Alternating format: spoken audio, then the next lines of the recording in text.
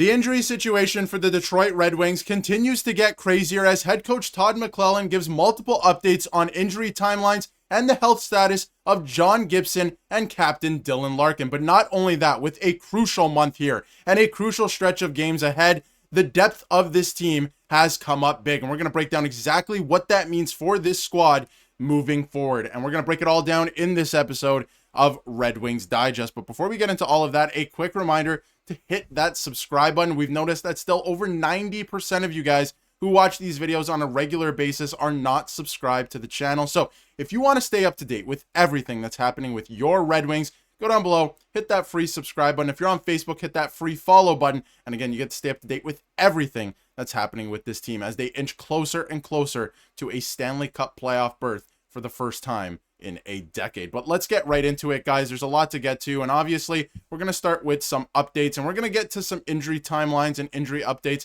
because Todd McLellan has given some clarity on what's happening with some of these players. I mean, John Gibson has left a game twice in the last week, so we're definitely going to get to that. But a huge win in New Jersey. This was big. I mean, if you continue to lose here, and obviously New Jersey on the second half of a back-to-back, I think it was starting to spell trouble for this team, that's for sure, with the way the standings are going, and we'll certainly get to that in a little bit as well. But some feel-good updates and some feel-good stories.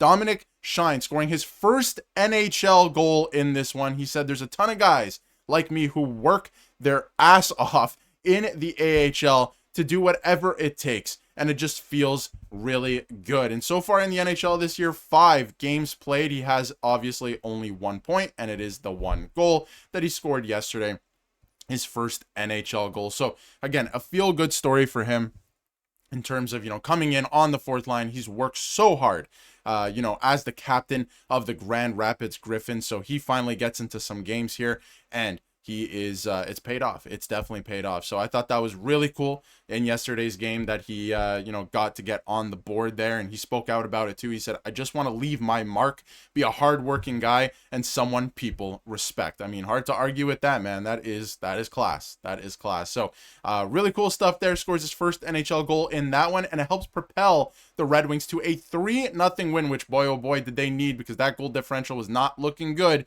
in terms of being the only team with a negative goal differential in a playoff spot in the Eastern Conference. But there's a couple other players to get to as well. Obviously, making his 10th appearance, and that has implications on what's going on with his contract as well. It's MBN. He had a great showing as well. Like, he just looks comfortable at this point. He really does. And he was just called up. Obviously, the Red Wings dealing with a ton of injuries right now and different, factors. And I don't think John Gibson's 100%. We'll get to that in a second too. But, he's obviously played 10 games. He has 1 point. But he does look pretty good. So the offense will follow. The offense will definitely follow. He's playing really, really well in the AHL. So excited to see what he does the rest of the way too. And why I brought up the 10 games played thing is because, we talked about it in our last video.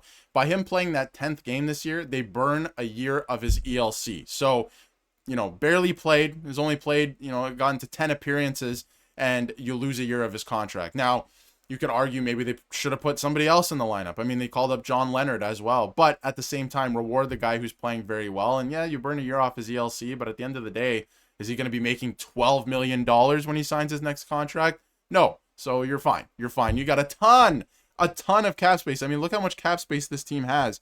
Not just this year, but moving into next year. I mean, you have a projected, you have millions of dollars. So you're totally fine.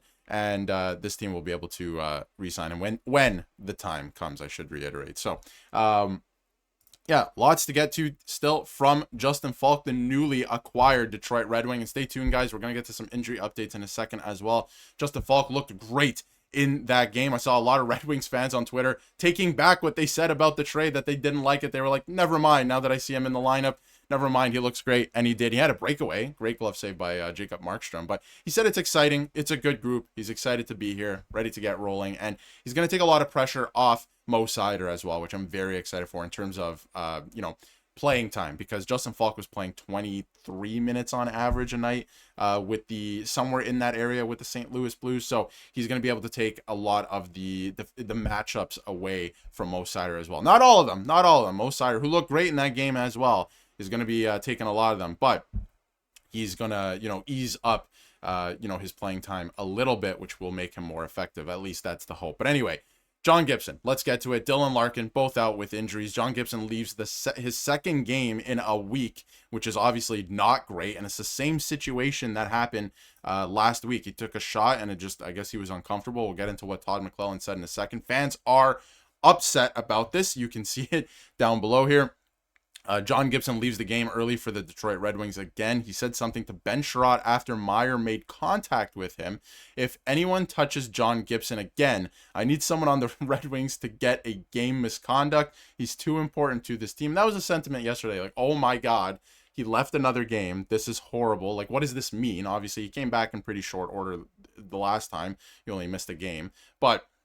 And I do feel confident if he misses another game I have to say, I feel a little confident if they were to call up, Casa as well. And that should be fine. But, he's probably only going to back up and Talbot would start. So I don't feel that confident in that way. Although I would give the young goaltender a shot. That's for sure. If it was me, but I'm not the head coach. So that is what it is. But Todd McLellan spoke out on this and Dylan Larkin as well. And he said he got hit in a bad spot and didn't feel good after that happened. So he should be fine, I would think. So obviously the first time was taking a shot, didn't feel good, got him in a weird area. It was a stinger. He was out for a game. And now this time, he got hit in a spot that obviously didn't feel good. And after that happened, he should be fine. And, that's good news. Obviously, it doesn't seem like it's anything serious again. But John Gibson is getting beat up, and I'm hoping that he's close to 100% heading into the playoffs. And if he's not, I know you're in a crucial stretch here.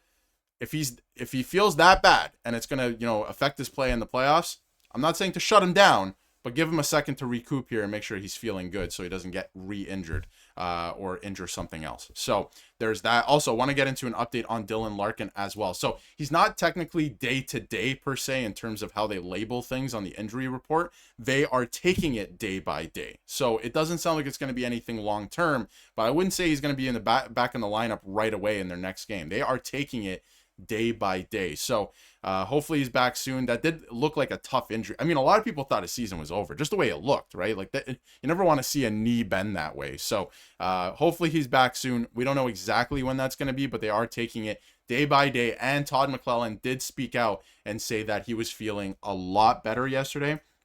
So there is that as well. McLellan also said that Dylan Larkin was feeling, quote, a little better today, and that was yesterday before the game, but didn't have more of an update than that. So they are still taking it day by day, see how he feels, and hopefully he's not out long term, but it doesn't sound like it's anything that'll keep him out, a month or the rest of the season or anything like that. So hopefully he's back soon. They're going to need him because there is a crucial stretch of games coming. Obviously, this is not, this is coming in about 2 weeks. But look at the schedule here and then look at the standings, which I'll bring up in a second.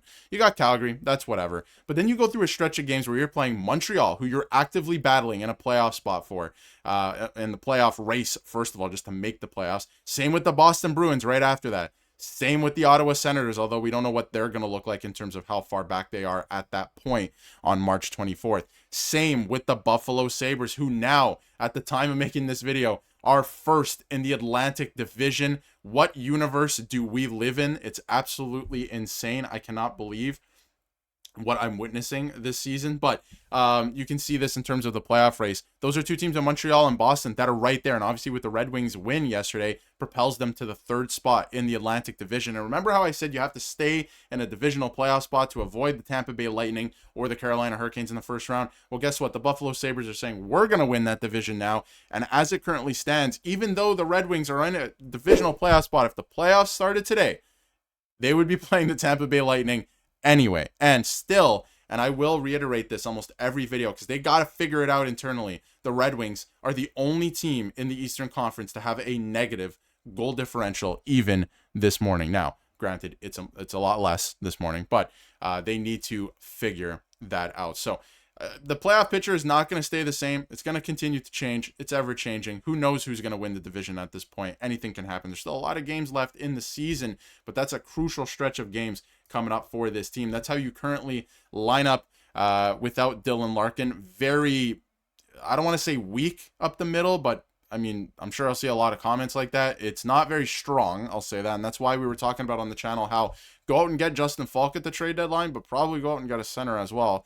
didn't do that, so they're gonna have to hold it down till Larkin gets back. I'm not like too worried, but still, it is a factor. This is the, from the outside looking in, who's outside looking in the lineup. Hamonic, healthy scratch. Sandine Pellikka, healthy scratch. Dylan Larkin, injured. And Dave Perron, still injured as well. He should be back soon, though. He's still recovering, but he's been skating. He's been skating in a non-contact jersey, but he's back on the ice. So let me know how you feel about all those injury updates. Obviously, some feel-good stories as well with some guys, being called up. They're burning ELCs because they feel confident in these guys. And obviously, Dominik Shine scoring his first NHL goal. Let me know how you feel about everything we covered in this video today. And if you haven't yet, hit that subscribe button so you can stay up to date with everything Detroit Red Wings.